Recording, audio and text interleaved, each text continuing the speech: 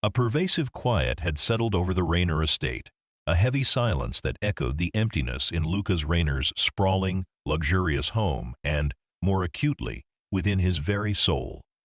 It had been 2 years, 730 days, since Jennifer, his vibrant, effervescent wife, had vanished without a trace, leaving behind only unanswered questions and a gaping void. Her disappearance had become an open wound in their lives, a constant throb beneath the surface of daily routines. The police, after exhaustive searches and countless interviews, had officially closed the case, declaring it a likely abduction with no viable leads. Lucas, however, could never truly close the case in his heart. He, a man accustomed to commanding boardrooms and closing multi-million-dollar deals with a decisive flick of his wrist, found himself utterly powerless against the crushing weight of the unknown. Before we carry on, please hit the subscribe button to make my day and let me know where you are watching from in the comments. His daughter, 6-year-old Chloe, was the only beacon of light in his perpetually shadowed world. Her innocent laughter was a fragile melody against the mournful symphony of his grief. Yet, even Chloe, with her bright, imaginative mind, was not untouched by the lingering trauma. Her play had become more withdrawn. Her once cheerful drawings now took on a darker, unsettling hue. He'd often find her hunched over her sketchpad, her small hand meticulously rendering disturbing images that tugged at the frayed edges of his composure. Figures distorted by fear, shadowy forms, and, most frequently, images of her mother. Not the smiling Jennifer of their family photographs, but a Jennifer with a pained expression, sometimes with strange marks on her face or arms, always looking distraught. And, chillingly, there was often a man in these drawings, a faceless, menacing figure, dragging what appeared to be her mother down a series of rough, uneven steps. Lucas, despite the gnawing disquiet these images stirred, always tried to rationalize them away, attributing them to a child's vivid imagination processing a traumatic event, perhaps influenced by stories or television programs he hadn't monitored closely enough. He reassured himself that children often manifested their anxieties through creative outlets. Their family therapist, Dr. Julian Pike, a man whose gentle demeanor and empathetic eyes had become a cornerstone of their fragile support system, had always encouraged this artistic expression. Dr. Pike, with his calm, measured tones and seemingly boundless patience, had been instrumental in helping both Lucas and Chloe navigate the tumultuous waters of grief. He was a constant, reassuring presence, a voice of reason amidst the chaos of Lucas's spiraling thoughts. Lucas trusted him implicitly, relying on his professional guidance more than he cared to admit. Dr. Pike had, on several occasions, calmly interpreted Chloe's drawings as manifestations of her suppressed trauma, encouraging Lucas not to dwell on the literal interpretations, but rather to understand them as symbolic expressions of fear and loss. He emphasized the importance of maintaining routine, of providing Chloe with a sense of stability, and of letting her express her feelings in whatever way felt natural. Lucas clung to these reassurances, desperate for anything that might bring a semblance of normalcy back to their shattered lives. One particularly tempestuous autumn evening, the wind howled outside, rattling the windows of the grand manor house like an insistent, unwelcome guest. Rain lashed against the glass in a relentless torrent, mirroring the storm brewing inside Lucas's heart. He was tucking Chloe into bed, reading her a familiar bedtime story, when she suddenly clutched his arm, her small fingers digging into his sleeve. Her eyes, wide and glistening with unshed tears, were fixed on some unseen terror in the darkened corner of her room. Her lower lip trembled, and a whimper escaped her. "Daddy," she whispered, her voice barely audible above the howling wind, laced with a raw, desperate fear that pierced through Lucas's carefully constructed composure. "Daddy, he hurt Mommy." Lucas's heart leaped into his throat. He knelt beside her bed, his voice tight with a sudden, suffocating dread he couldn't name. "Who, sweetheart? Who hurt Mommy? What are you talking about?" He tried to keep his tone calm, reassuring, but a tremor ran through his own hand as he stroked her hair. Chloe's eyes welled up, big glistening tears finally spilling over and tracing paths down her flushed cheeks. "In the basement," she sobbed, burying her face into his shoulder, her tiny body shaking uncontrollably. "He hurt Mommy in the basement. He dragged her down the stairs, Daddy. I saw him." The words hung in the air, chilling him to the core. The basement. He suddenly remembered the drawings, the faceless man, the descending stairs. He had always dismissed them, explained them away, but the raw terror in Chloe's voice, the specificity of her statement, struck him with an icy certainty he couldn't ignore. He pulled her into a tight hug, his mind racing, a dizzying whirlwind of denial and burgeoning, horrifying suspicion. His beautiful, modern home, equipped with every conceivable luxury and security measure, had a vast, labyrinthine basement, much of it dedicated to a wine cellar that hadn't been fully explored since they purchased the property years ago. "It's okay, darling," he murmured, his voice rough with emotion, though his heart was pounding a frantic rhythm against his ribs. "It was just a bad dream, wasn't it? A nightmare." Chloe pulled back, her tear-streaked face determined, her small head shaking vehemently. "No, Daddy, it wasn't a dream. It was real. He was big and scary, and he made Mommy cry, and he hit her." His skepticism, usually his most formidable defense mechanism in business and in life, crumbled under the weight of her conviction. The childlike innocence of her terror was undeniable. He had spent 2 years searching for answers in the outside world, interviewing strangers, scrutinizing security footage, chasing dead ends. But what if the answer, the nightmare, had been hidden, patiently waiting, beneath his very feet all along? What if the house, their safe haven, was not what it seemed? A cold dread settled deep within Lucas's stomach. The wine cellar. It was a vast, sprawling area beneath the oldest section of the mansion, mostly used for storage and occasionally for formal tastings. He rarely ventured beyond the main section where the most valuable vintages were kept. But he remembered, vaguely, the estate agent mentioning that certain sections were sealed off for structural integrity, remnants of older foundations. He had simply accepted the explanation at the time. Now, the phrase sounded ominous, a sinister invitation to an unthinkable truth. He stayed with Chloe until her sobs subsided and she finally drifted off to sleep, her small hand still clutching his. His mind, however, was wide awake, racing with a terrifying clarity. The gentle reassurances from Dr. Pike, the interpretations of Chloe's drawings as symbolic rather than literal, suddenly took on a new, unsettling meaning. Could he have been so blind, so utterly consumed by his grief, that he had missed the obvious, the terrifying signs that his own daughter had been trying, so desperately, to show him? The possibility, once unthinkable, now clawed at his mind, a monstrous idea taking root. He had to look. He had to know. The basement, a forgotten space, suddenly held the terrifying potential of an unimaginable truth. The descent into the wine cellar was usually a pleasant, almost ritualistic journey for Lucas, a retreat into a world of oak and aged vintages. Tonight, however, it felt like an expedition into a chilling abyss. The air grew colder with each step, thick with the scent of damp earth and the musty tang of forgotten things.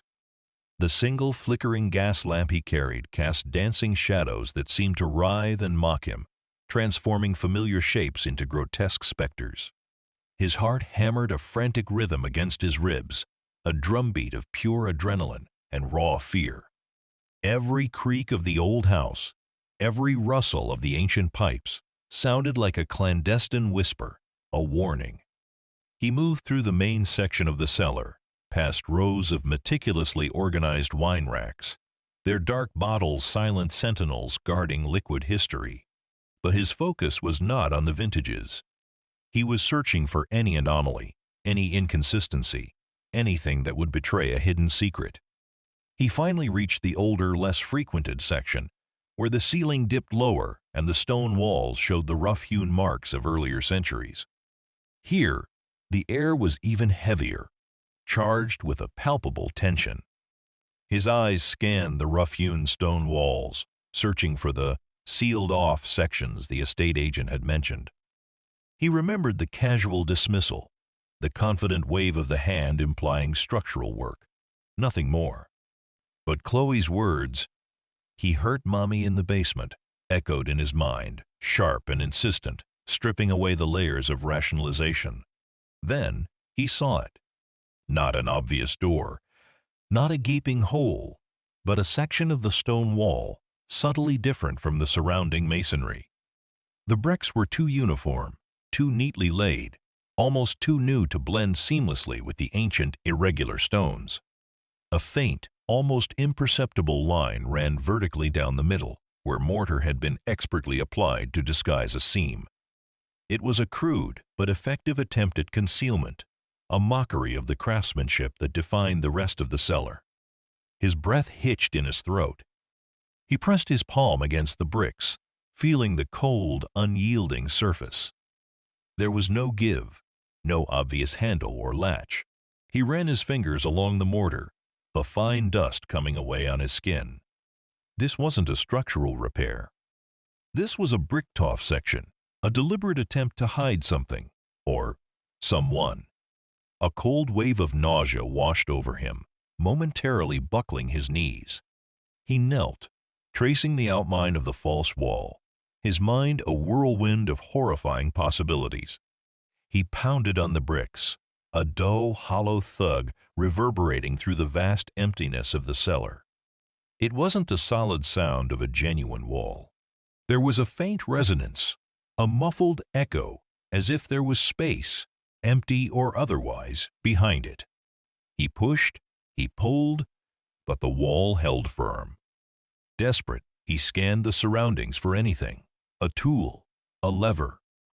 His gaze landed on an old heavy iron poker near the fireplace in a small, rarely used sitting area of the cellar. He grabbed it, its cold metal a shocking contrast to the fever pitch of his emotions.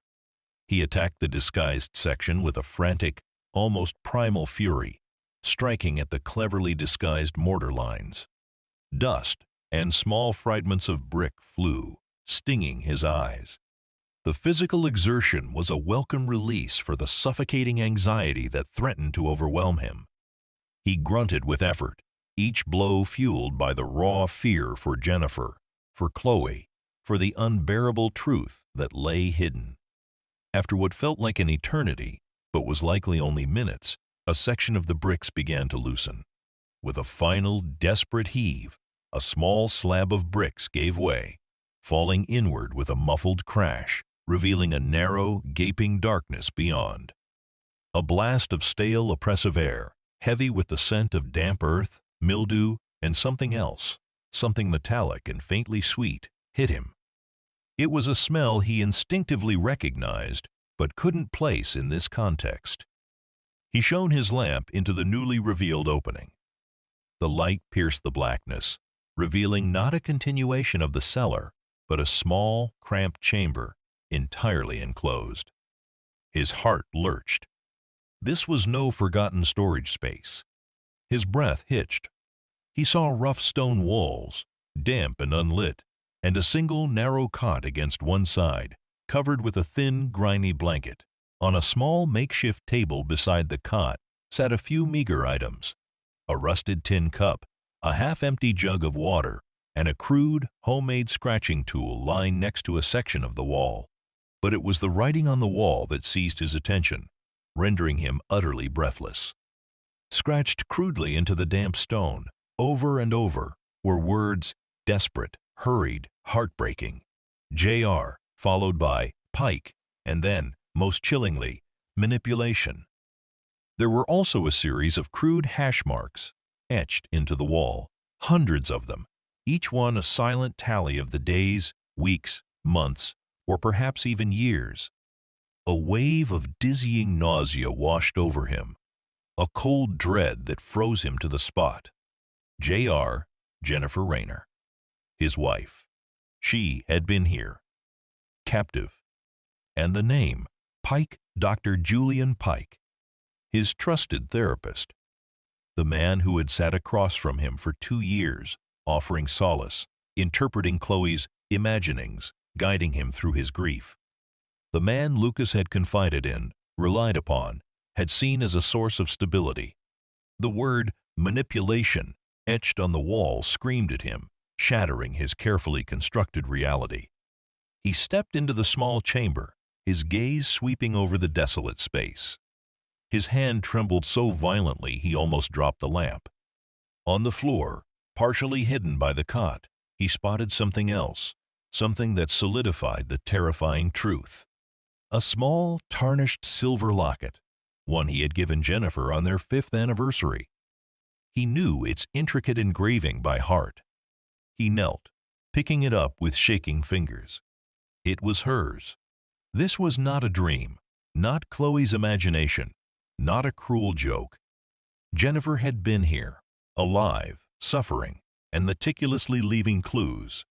The metallic, faintly sweet smell now registered with horrifying clarity. It was the cloying scent of chloroform, faint but unmistakable, lingering in the stagnant air. A cold, dreadful certainty settled over him. Dr. Julian Pike. The pieces of the puzzle, once scattered and seemingly disparate, clicked into place with horrifying precision.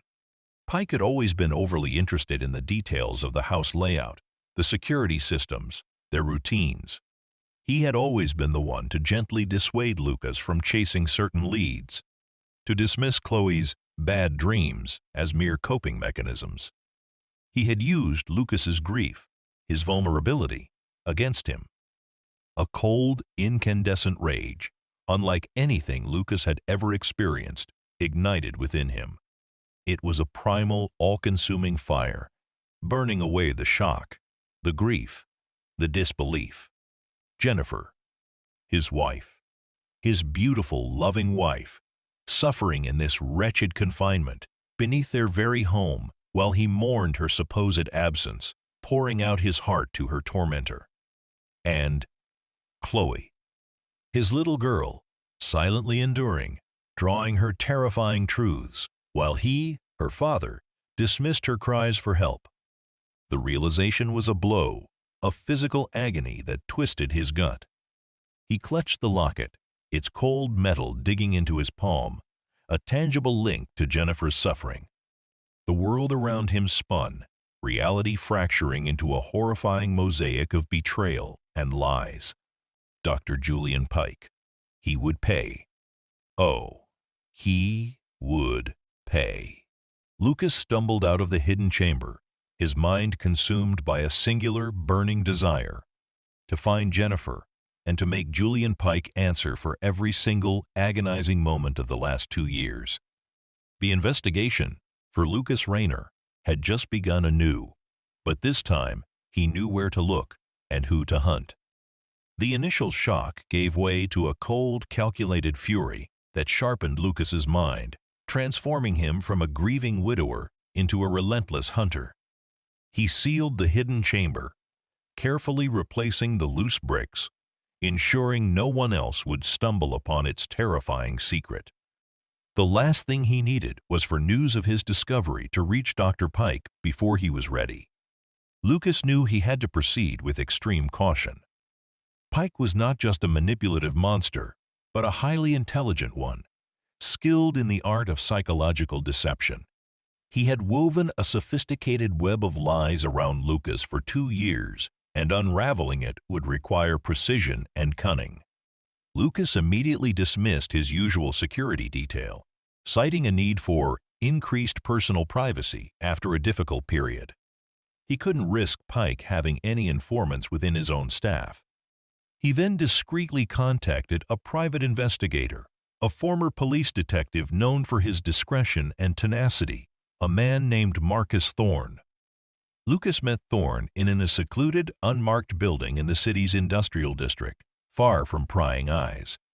He laid out the bare bones of his suspicion, omitting the more fantastic details of the hidden room for now, focusing on Pike's odd behavioral patterns, his overly probing questions about Jennifer's past, and his subtle attempts to guide Lucas away from certain lines of inquiry. Thorne, a gruff man with world-weary eyes, listened intently, his expression impassive. When Lucas finished, Thorne merely nodded. "Odd," he rumbled, "but not impossible. Therapists usually don't interfere with active investigations, and if he was your only point of contact for grief counseling, that's a significant position of trust to exploit." He agreed to take the case, operating with utmost secrecy. While Thorne began his discreet inquiries into Dr. Pike's background, Lucas embarked on his own quiet investigation, starting with Chloe. He spent hours with her, armed with a new understanding, observing her drawings, listening to her fragmented memories. Chloe, sensing her father's genuine shift in attention, slowly, tentatively, began to offer more details. She described the man as having a soft voice sometimes. He would bring her special juice that made her sleepy, and sometimes she would see him talking to Mommy, who always looked sad. Chloe's innocent observations, once dismissed as part of her coping, now chillingly aligned with a pattern of systematic manipulation and control. The special juice could be a mild sedative, ensuring Chloe remained compliant, or simply too groggy to fully comprehend what she witnessed. Lucas also meticulously reviewed his financial records, specifically any payments made to Dr. Pike. Pike's fees were substantial, but seemed legitimate at first glance. However, a deeper dive revealed a series of smaller, recurring transfers to various shell corporations and offshore accounts, transactions that seemed disproportionate to Pike's legitimate practice earnings. This hinted at a much larger, more intricate financial scheme, possibly linked to whatever motive Pike had for Jennifer's captivity. He then turned his attention to Jennifer's past, recalling details he had previously overlooked or dismissed as irrelevant. Jennifer had been a successful architect, fiercely independent, with a strong moral compass. She had also, in her early career, been a passionate advocate for historic preservation, often clashing with powerful developers. Lucas remembered one particularly bitter legal dispute over a historic building slated for demolition, a project spearheaded by a shadowy consortium. Jennifer had uncovered evidence of severe corruption and environmental violations, nearly derailing the entire project. The consortium had eventually backed down, but Jennifer had received vague threats and unsettling letters for months afterward. Could Pike be connected to that? A ghost from Jennifer's past, seeking revenge for a professional setback? Lucas also started researching Dr. Pike's professional history. He discovered Pike had once specialized in forensic psychology, working closely with law enforcement on high-profile cases involving psychological manipulation and coercive control. This sent a fresh wave of dread through Lucas. Pike wasn't just a therapist. He was an expert in the very tactics he seemed to have employed against Jennifer and, by extension, Lucas himself. Furthermore, Pike had suddenly closed his previous, highly successful practice in a different city just a few months before Jennifer's disappearance, citing personal reasons and a desire for a slower pace of life. This sudden, unexplained relocation, coinciding so perfectly with Jennifer's abduction, screamed of a calculated plan, not a coincidence. Days bled into nights, each passing hour fueling Lucas's urgency and his growing certainty. He kept up appearances, attending his meetings, managing his empire, but beneath the veneer of the shrewd tycoon, a cold, vengeful determination simmered. He still saw Dr. Pike for their scheduled sessions, a chilling charade he forced himself to play. He watched Pike intently during these sessions, searching for tells, for any flicker of recognition or guilt. Pike, however, remained a master of his craft, his demeanor calm, his advice seemingly sincere. his eyes radiating a practiced empathy that now made Lucas's skin crawl. Lucas found himself subtly probing, dropping carefully veiled hints about forgotten memories or dreams, observing Pike's reactions. Each time, Pike would calmly redirect, attributing the new memories to the therapeutic process, strengthening Lucas's internal conviction that he was dealing with a meticulously precise manipulator. Marcus Thorne's initial report came back a week later, confirming Lucas's worst suspicions. Pike had indeed been involved in the demolition project Jennifer had fought against. Not directly as a developer, but as a consultant to the very consortium Jennifer had exposed. Pike had been hired to manage public perception and handle difficult personalities involved in the project. His previous firm, a smaller, less prominent psychology practice, had faced severe backlash and accusations of unethical conduct after Jennifer's revelations, effectively destroying Pike's reputation in that city. The consortium, facing massive financial losses, had sought to make an example of Jennifer. Pike, it seemed, had been their chosen instrument of silent, psychological retribution. He saw Jennifer not just as an obstacle, but as the architect of his own professional downfall. This wasn't just about money, it was about professional ruin, about a deeply personal vendetta, meticulously planned and executed. The realization hit Lucas with the force of a physical blow. Pike had not just abducted Jennifer, he had methodically ruined his own life, orchestrated a disappearance, infiltrated Lucas's family, and spent 2 years twisting the knife of grief, all for revenge. The sheer depravity of it was almost incomprehensible. His fury boiled over, threatening to consume him. But he reined it in, forced himself to breathe, to think. Revenge was secondary to rescue. Jennifer was still out there, possibly still suffering, perhaps even in another hidden location. He had to be smarter, more patient than Pike. Thorne, with his vast network of contacts in the underworld and former law enforcement, had also uncovered another chilling detail. Pike had a remote, isolated cabin deep in the Blackwood Forest, an area known for its dense, unforgiving terrain and lack of official jurisdiction. The cabin was registered under a false name, but the utility bills, though sparse, were paid from one of Pike's known shell corporations.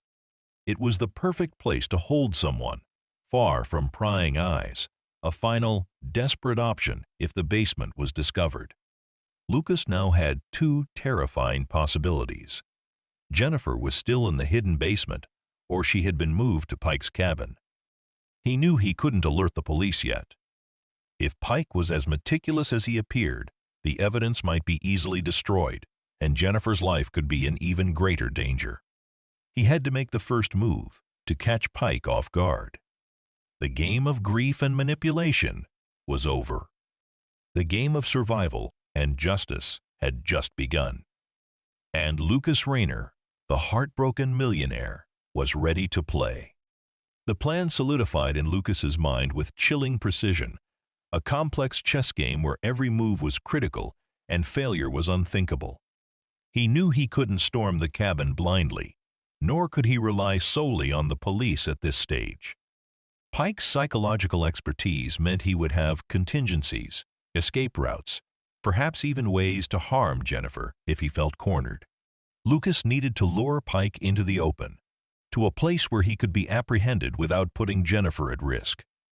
He scheduled an emergency therapy session with Dr. Pike, feigning a sudden, overwhelming emotional breakdown, describing vivid new nightmares that hinted, just subtly enough, at forgotten parts of the house, particularly the older, neglected areas. He spoke of a feeling of coldness coming from the basement, a sense of wrongness that kept him awake. He watched Pike's reaction with hawk-like intensity.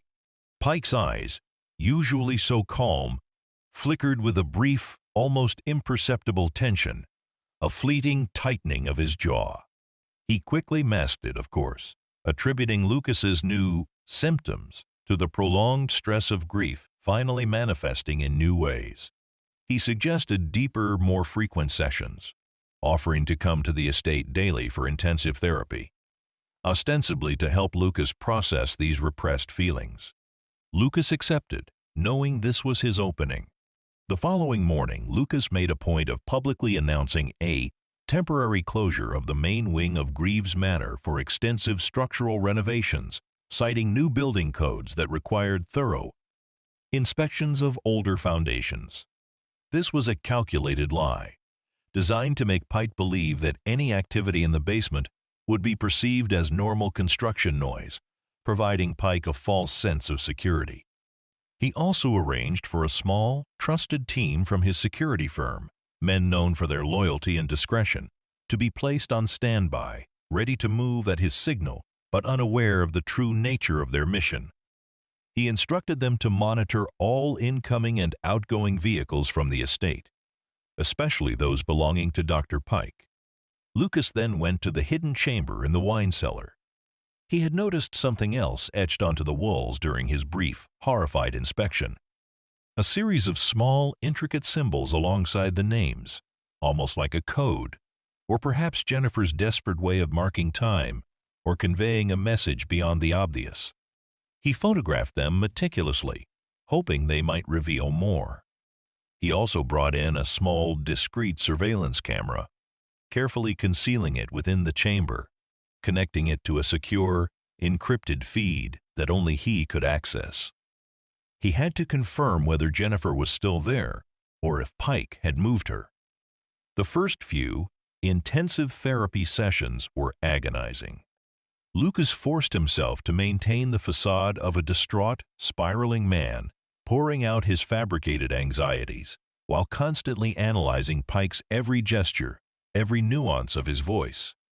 Pike, for his part, seemed to revel in Lucas's apparent vulnerability, his carefully crafted questions designed to extract more information, more control. He spoke of the importance of confronting the darkness within, subtly encouraging Lucas to delve deeper into his disturbing dreams about the house. He subtly manipulated conversations towards the house's layout, its history, its vulnerabilities. On the third day, Lucas received a notification from his discreet surveillance feed. The camera in the hidden chamber had detected movement. His heart hammered, a mix of desperate hope and icy dread. He accessed the live feed, his breath catching in his throat. It was Dr. Pike. He was entering the chamber, not through the bricked-off section, but through a hidden, almost invisible mechanism Lucas hadn't spotted before, perhaps a cleverly disguised rotating wall section. Pike was bringing in a fresh jug of water, some stale bread, and a small, almost imperceptible vial of what Lucas immediately recognized as a powerful sedative. He was speaking, his voice low, to someone out of frame. "Just a little longer, my dear. Patience. Soon our plan will be complete. Your husband is crumbling. He suspects nothing." Lucas's blood ran cold. Jennifer was still in there, alive. His wife, subjected to this prolonged, horrifying captivity. The rage he felt was a volcanic eruption, barely contained. He watched as Pike administered the sedative, then spoke again, his words chillingly casual. "The preparations are almost complete. Once Lucas signs over the final assets, our little drama can reach its thrilling conclusion." This was it.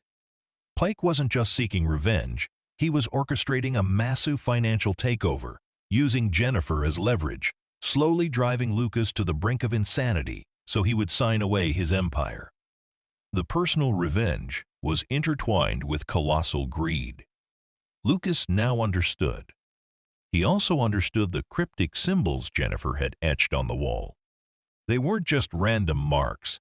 They were an old, obscure architectural cipher, one Jennifer had studied in her passion for ancient building designs. He quickly deciphered them. Pike, Epsilon 7, Ledger, West Wing. Epsilon 7 likely referred to a specific section or vault. Ledger suggested financial records, and West Wing pointed to where they might be hidden. Jennifer, even in her captivity, was fighting back. leaving him a trail of breadcrumbs. Lucas immediately contacted Thorne, his voice tight with suppressed fury. "She's here, in the basement, and I know his motive. He wants my empire, Thorne. And Jennifer left me a clue." He relayed the decoded message. Thorne, usually stoic, whistled softly. "A high-stakes game, Mr. Raynor. This changes everything. We need to move on Pike's assets and his hidden records, simultaneously with rescuing Mrs. Raynor. Do you have a plan to get him out of the house, away from her?" Lucas did. His emergency session with Pike was scheduled for that evening. He would feign a complete breakdown, an uncontrollable fit of despair that would require Pike's immediate, full attention away from the house. He would make it appear that he was suffering from delusions, possibly even suicidal ideation, forcing Pike to take him to his private clinic, or perhaps even a remote, supposedly secure location only. Pike knew. This would draw Pike away from the manor, away from Jennifer. He prepared meticulously. He planted fake documents in his study, hinting at a secret will signing, a desperate attempt to protect Chloe's inheritance in case of his deterioration. This would tantalize Pike, forcing him to keep Lucas alive long enough to secure the signature, making him temporarily invulnerable. He then contacted his head of security. "Prepare the team. Tonight, full gear. I need 3 men inside the basement, precise location details to follow. The rest will secure the perimeter. No one gets in or out without my explicit instruction. Silence is in. Paramount." As dusk settled, casting long, eerie shadows across the estate, Lucas waited. The moment of confrontation was rapidly approaching. His heart still hammered, but it was no longer with fear, but with a fierce, burning resolve. He would bring Jennifer home, and Julian Pike would face a reckoning far more severe than any he could have possibly imagined. The game was about to enter its deadly final act. The evening descended, thick with the tension of impending confrontation. Lucas had sent Chloe to stay with a trusted governess at a distant, secure property under the guise of an unexpected business trip, ensuring her safety above all else. He was alone in the vast, silent house, a predator preparing for the hunt. The storm outside had calmed, leaving behind a crisp, biting cold that seemed to seep into the very bones of the old manor. When Dr. Julian Pike arrived for their emergency session, Lucas was waiting in his study, the room strategically darkened, lit only by the flickering flames of a roaring fireplace, casting long, dancing shadows. That played on Lucas's drawn face. He had deliberately disheveled his appearance, his hair messy, his eyes bloodshot and wide with a carefully orchestrated terror. He wore a rumpled, loose robe, making him appear vulnerable, unhinged. "Lucas," Pike said, his voice soft, concerned, but Lucas could detect the subtle gleam of satisfaction in his eyes, the predatory excitement of a puppet master seeing his strings pulled taut. "You called with some urgency. Are you all right? You look distressed." Lucas clutched his head, feigning a tremor throughout his body. "Dr. Pike!" he rasped, his voice trembling, barely coherent. "The nightmares. They're getting worse. I keep seeing her, in the basement. She's calling my name, and there's a man, a shadowy figure. He's dragging her." He punctuated his words with shuddering breaths, his performance meticulous. "I feel like I'm losing my mind, doctor. I can't think straight. I don't know what's real anymore. I feel like doing something drastic, just to make it stop." He let his voice trail off, hinting at suicidal ideation, knowing this would trigger Pike's deep-seated need for control. Pike's eyes narrowed imperceptibly, a flicker of genuine concern mixed with an undeniable triumph. He moved closer, his voice dropping to a soothing, hypnotic tone. "Lucas, my dear man, you are under immense strain. This is a critical moment in your therapeutic journey. We need to confront these deeply buried traumas. Your psyche is fighting to reveal what it's been suppressing. I believe we need to move you to a more secure, isolated environment. My private clinic, perhaps? Or a discreet sanatorium I utilize for particularly sensitive cases, away from the triggers of this house, where you can feel truly safe. This was the opening Lucas needed. "Anywhere, doctor," he gasped, feigning desperation. "Just make it stop. I can't bear it anymore." He paused, then, with a seemingly random, terrified outburst, he gestured wildly towards his desk. I need to sign something first, before I lose myself completely. For Chloe, a document for her future, a new will. I need to protect her inheritance." He had meticulously prepared a decoy document, a seemingly complex financial agreement that appeared to transfer a significant portion of his assets to a newly established trust for Chloe, effectively bypassing his direct control. This would ensure Pike kept him stable long enough to secure the signature, believing he was gaining control of Lucas's empire. Pike's eyes lit up with a subtle, predatory greed. "Of course, Lucas. We can attend to that before we depart. Your daughter's well-being is paramount." He moved towards the desk, a small, triumphant smile playing on his lips. This was his moment, his ultimate victory.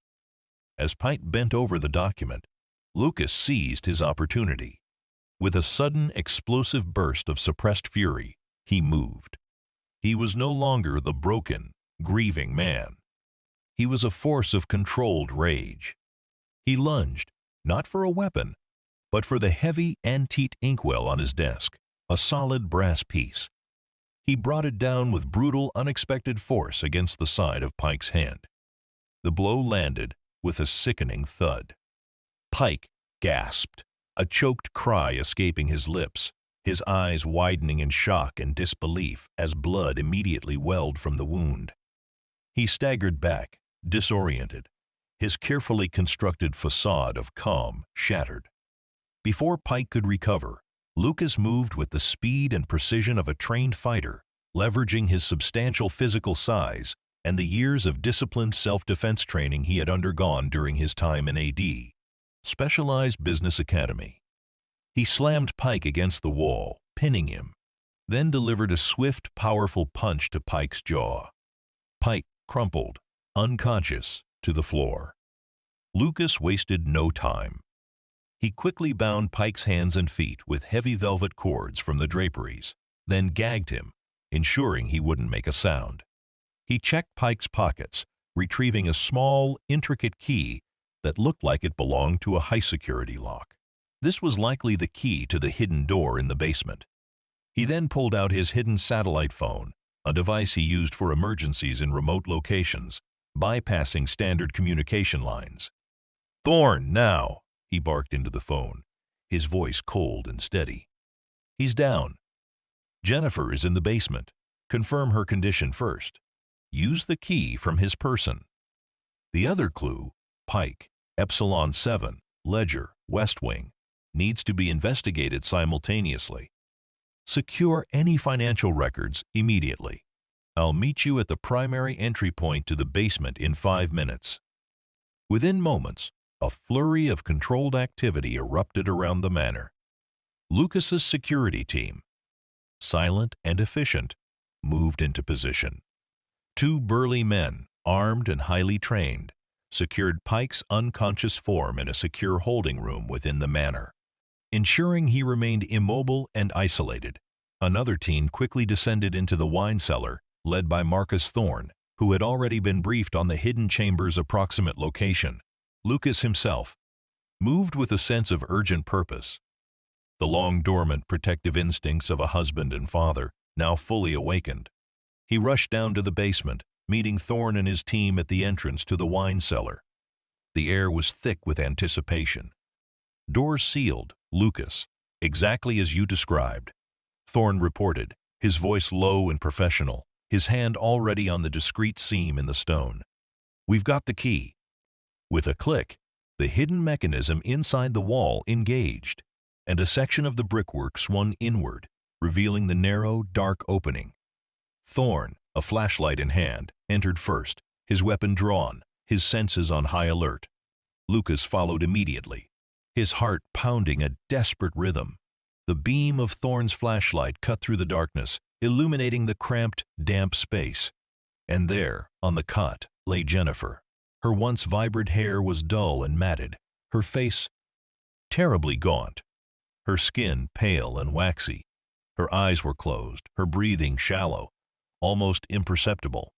She was terrifyingly thin, a shadow of the woman Lucas remembered. His throat tightened, a strangled sob catching in his chest. "Jennifer!" he cried, rushing forward, falling to his knees beside the cot, his hand reaching out, trembling, to touch her face. Her skin was cool, almost cold. He gently pulled her into his arms, his heart breaking at her fragility.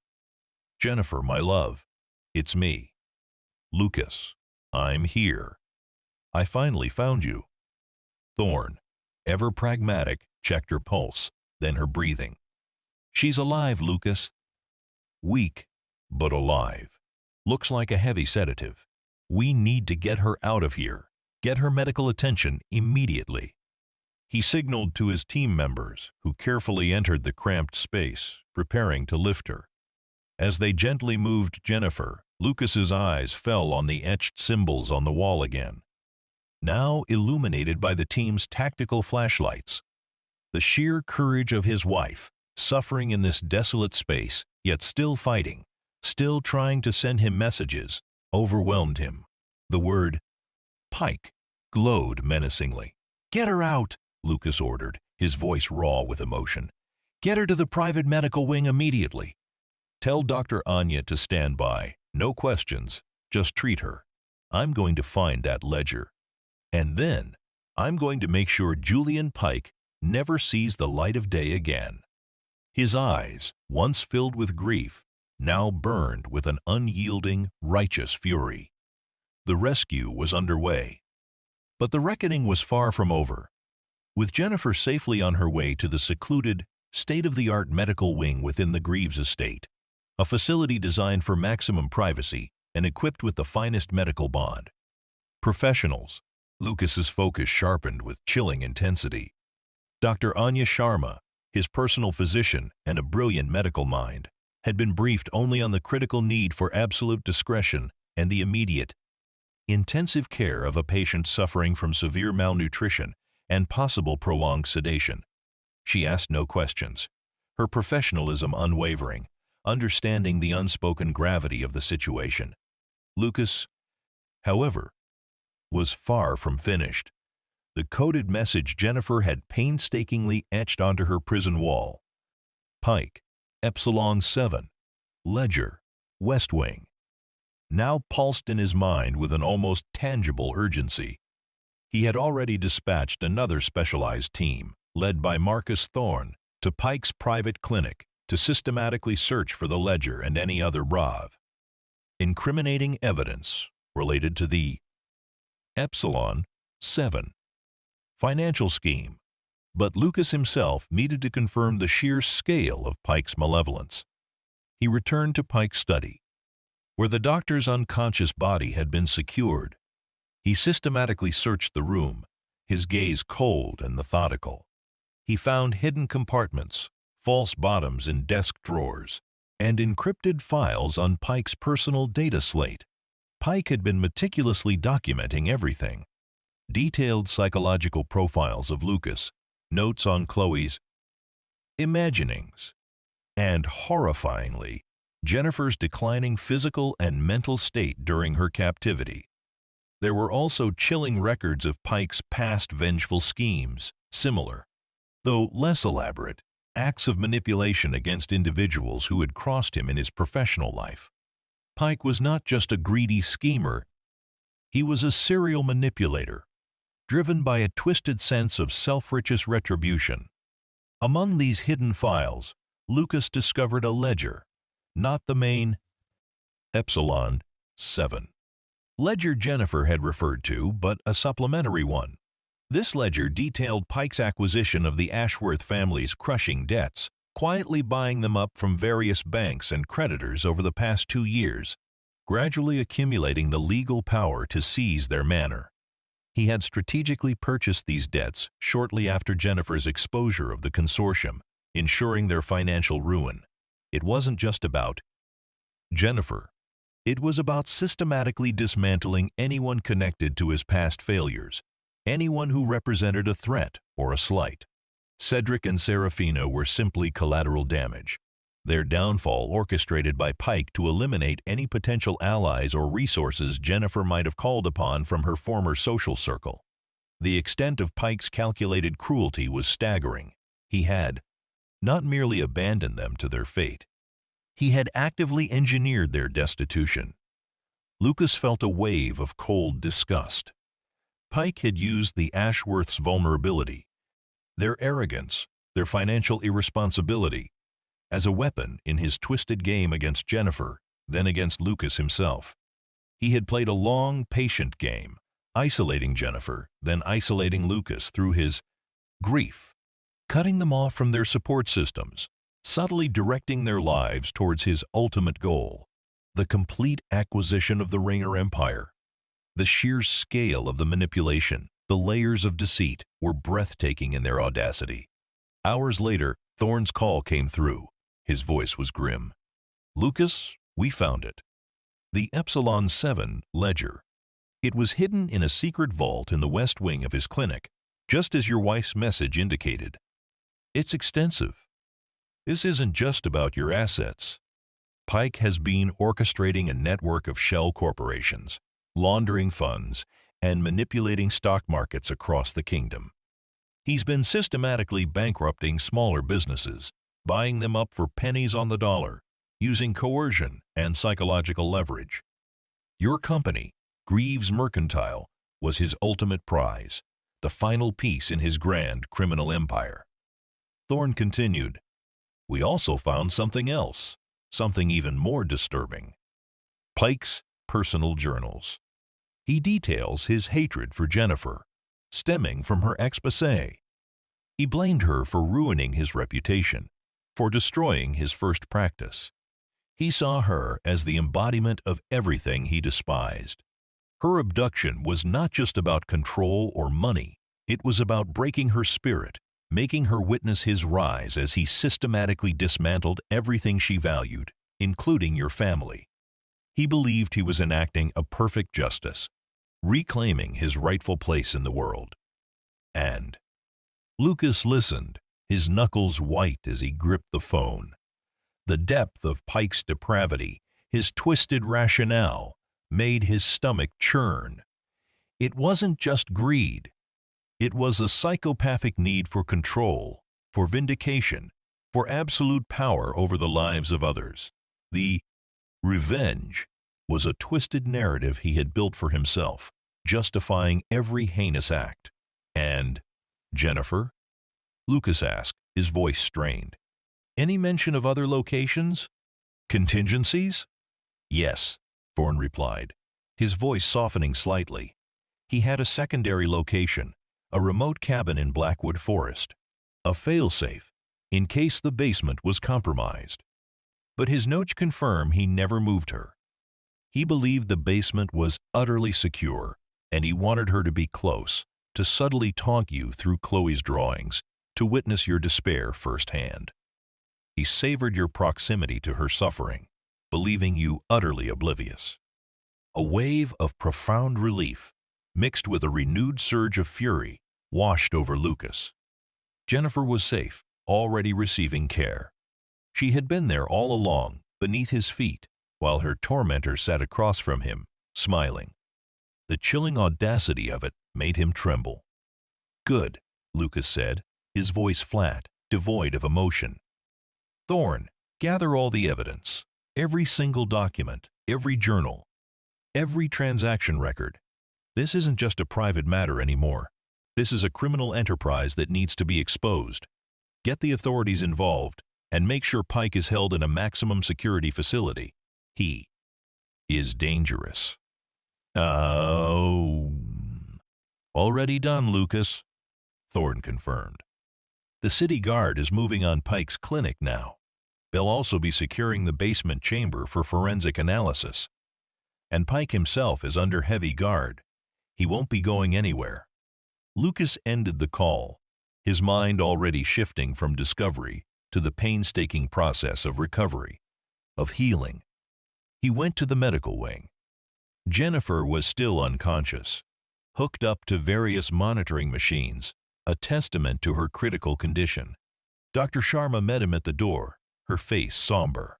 "She's stable, Lucas," Dr. Sharma said, her voice quiet, "but profoundly weak. Dehydration, severe malnutrition, muscle atrophy from prolonged confinement, her psychological state. We won't know the full extent until she wakes, but she's a fighter, I can tell. She's held on." Lucas sat beside Jennifer's bed, gently taking her hand, stroking her pale fingers. He traced the faint lines on her palm, remembering every moment of their life together, every laugh, every shared dream. He had found her. He had brought her home. But the journey back, for both of them, would be long and arduous. He thought of Chloe, sleeping soundly at the governess's estate, unaware of the terrifying truth that had just been unraveled. He would have to explain it to her, carefully, gently. But for now, Jennifer was safe. The nightmare was over. The sun began to rise, casting soft, hopeful light through the tall windows of the medical wing. Lucas looked at Jennifer, her chest rising and falling with each shallow breath. He had been so blind, so trusting, so consumed by his own grief, that he had missed the most obvious, the most terrifying truth. But Jennifer had fought. She had left him clues. Chloe had spoken her truth. And now, Julian Pike, the architect of their pain, would face the true consequences of his twisted revenge. Lucas Raynor, the millionaire, was no longer just a tycoon. He was a survivor, a protector, and a man who had faced his darkest fears and emerged, bruised but resolute, into the dawn of a new, uncertain but hopeful future. His empire, once threatened by a secret enemy, now stood stronger, its foundations reinforced by truth and justice. The days that followed were a blur of intensive medical updates, hushed conversations with Marcus Thorne, and grim meetings with law enforcement. Jennifer remained in a fragile, medically induced sleep for several days, allowing her body to begin the slow, arduous process of recovery. Dr. Sharma maintained a constant vigil, her expression often pensive, but always reassuring. Lucas spent every spare moment by Jennifer's bedside, holding her hand, whispering words of love and reassurance, trying to bridge the 2-year chasm of their separation with the warmth of his presence.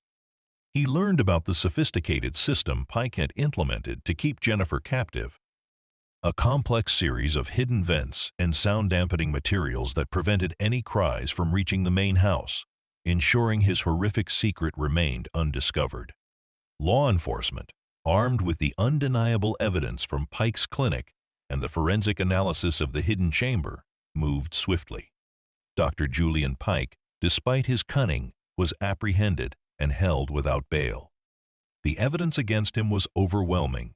The hidden chamber, Jennifer's locket, the coded messages etched into the wall, the detailed journals outlining his vendetta, and the damning Epsilon 7 ledger detailing his bal. Illicit financial manipulations. The sheer scale of his criminal enterprise and psychological cruelty shocked even seasoned investigators. The revelations sent tremors through the capital's elite, exposing the vulnerability of trust and the insidious nature of hidden malevolence. Marcus Thorne, a quiet hero in his own right, diligently worked to unravel Pike's financial network, collaborating with law enforcement and Lucas's own legal teams. The web of shell corporations and manipulated assets was vast, but with Pike's detailed ledger, they systematically dismantled his ill-gotten gains, recovering substantial funds and rightful ownership for the smaller businesses he had coerced into bankruptcy. Thorne's dedication and discretion solidified his place as Lucas's most trusted confidant and ally, a testament to true integrity. Lucas's primary focus, however, remained Jennifer. When she finally began to stir, her eyes fluttering open, a profound silence filled the room. Her gaze, at first unfocused and bewildered, slowly settled on Lucas. A flicker of recognition, then overwhelming relief, washed over her gaunt face. She tried to speak, but her voice was a raspy whisper. Lucas gently shushed her, tears blurring his vision. "Don't speak, my love," he murmured, gently stroking her hair. "Just rest. You're safe now. You're home." Her hand, incredibly thin, slowly reached for his, her fingers weakly intertwining with his. A single tear escaped her eye, tracing a path down her cheek. It was a silent affirmation, a fragile bridge across the abyss of their separation. The road to recovery was long and fraught with challenges.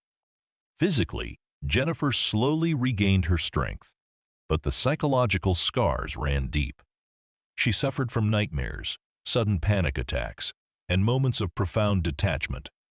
Lucas, with the unwavering support of Dr. Sharma and a specialized team of trauma therapists, dedicated himself completely to her healing. He learned about the complexities of PTSD, the nuances of trauma recovery, and the delicate balance between pushing for progress and providing gentle space for healing.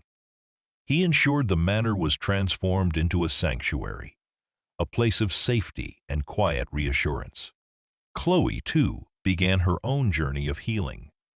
Lucas meticulously explained to her, in an age-appropriate manner, that the bad man who hurt Mommy was now gone and could never hurt them again. He encouraged her to keep drawing, to express her feelings, and slowly, the terrifying shadows in her pictures began to recede, replaced by brighter colors, happier scenes. He never stopped validating her experiences, acknowledging her courage in speaking her truth. Their bond, forged in the crucible of unimaginable trauma, became unbreakable, a testament to their resilience. Chloe eventually started attending play therapy sessions, where she processed her experiences in a safe, guided environment, and her laughter, once fragile, slowly regained its robust, joyful quality. One afternoon, several months into her recovery, Jennifer was strong enough to sit in the sunlit conservatory, a soft blanket draped over her. She watched Chloe play in the garden, her face serene, a faint, genuine smile touching her lips. Lucas sat beside her reading, but his attention was entirely on her. "Lucas," she said, her voice still soft, but stronger now, clearer. "Thank you." He met her gaze, his heart aching with a mixture of relief and lingering pain for all she had endured. "You don't need to thank me, Jen. We're in this together, always." She squeezed his hand. "No, not just for saving me, for believing Chloe, for finding me, for not giving up. I heard what you told Finch after you found me, about the evidence, about making him pay." Her eyes, once haunted, now held a renewed spark of her old fire. "He tried to break me, Lucas. He wanted to destroy everything we built. He blamed me for his downfall, for exposing his corruption years ago. He saw me as a symbol of his ruined life." Lucas tightened his grip on her hand. "I know, my love. Thorne found his journals. His twisted revenge, it was all laid out. But he failed. He only made us stronger." Jennifer looked out at the garden, her gaze distant for a moment. "I knew he was connected to that old consortium, the one I exposed. He was their fixer, their problem solver. But I never imagined he would go this far. I saw him watching the house after I was taken, sometimes through the window in that place. He wanted me to see Chloe, to see you, to know what I was missing. It was a sick game." She shuddered, but quickly composed herself. "I kept telling myself, if I could just leave a sign, something only you would recognize, the locket, and the cipher. I knew you'd understand eventually. I just had to hold on. Her resilience, her unwavering spirit in the face of such horror humbled him. He had known Jennifer was strong, but this was a strength that defied comprehension. News of Dr. Julian Pike's trial dominated the headlines for months. The full extent of his psychological torture, his financial crimes, and his elaborate plan for revenge was laid bare for the public. The verdict was swift and decisive. Guilty on all counts, including attempted murder, kidnapping, and multiple counts of fraud. He was sentenced to a lifetime in the highest security prison, a fate he justly deserved. The capital collectively exhaled. The dark shadow he had cast finally lifted. The Raynor family, slowly, painstakingly, began to rebuild their lives. Jennifer, though forever changed by her ordeal, found purpose in advocating for victims of psychological abuse and manipulation. She became a silent, powerful voice, using her own experiences to guide others through their darkest moments. Lucas, alongside her, continued to expand his empire, but with a renewed commitment to ethical practices and social welfare. Greaves Mercantile flourished, a beacon of progress and integrity in the kingdom. Chloe, now a vibrant, confident little girl, eventually forgot the chilling details of her nightmares, though her connection with her mother remained exceptionally deep, a bond forged in shared pain and recovery. Her drawings now depicted bright, joyful scenes, a smiling family, a beautiful home, and often an airship soaring high in a brilliant blue sky, a symbol of freedom and endless possibility. One evening, as Lucas watched Jennifer and Chloe laughing together in the twilight, illuminated by the warm glow of the gas lamps from his own factories, a profound sense of peace settled over him. The scars remained, invisible but deeply etched. Yet, they were not symbols of defeat, but of survival, of a battle fought and won. He had lost Jennifer once, not to death, but to a hidden monster. But he had found her again, in the most unlikely of places, guided by the innocent truth of his daughter and the silent courage of his wife. Their story was a testament to the unbreakable bonds of family, the insidious nature of unseen evil, and the enduring power of love to pierce through the darkest of deceptions. And as the capital hummed with the life and prosperity he had helped create, Lucas knew that their future, though irrevocably shaped by the past, was theirs to build, together, brick by painstaking brick, stronger and more prey, resilient than ever before.